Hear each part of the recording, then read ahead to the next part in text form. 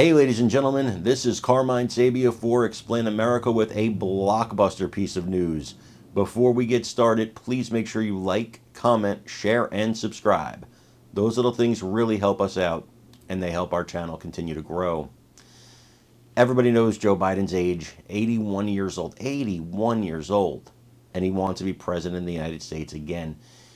Some people think you shouldn't even get a driver's license at 81. He wants to drive the car that is this country, or at least that's what he'll have us believe.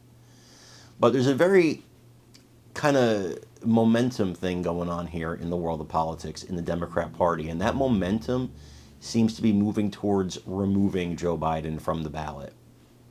And it looks like Joe Biden, according to Steve Forbes, will step down. And then who will take his place?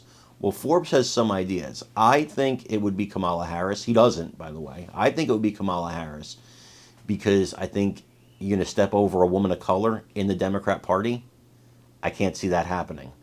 But let's hear what Forbes has to say, and you let me know what you think in the comments. If, of course, you want to hear more about this, just check out Forbes Breaking News. His whole video is there. The fact that several Democrats, almost always off the record, are whispering concerns to the media reveals growing worries about this president's fitness to stay the course for this campaign. Hardly anyone believes he can navigate the rigors of a second term. This, of course, leads to basic questions. Will Biden bow out before the June 27 debate with Trump? Unlike his appearances these days, the president won't be aided by teleprompters. His unscripted remarks are routinely and embarrassingly confused and garbled.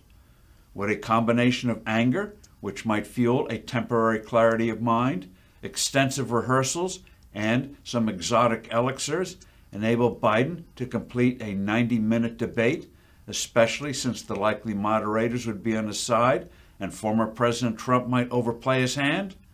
Perhaps this is what certain White House aides and the powerful, highly influential First Lady are counting on. It's a high risk, however. A fumbling performance would make a subsequent pullout particularly humiliating.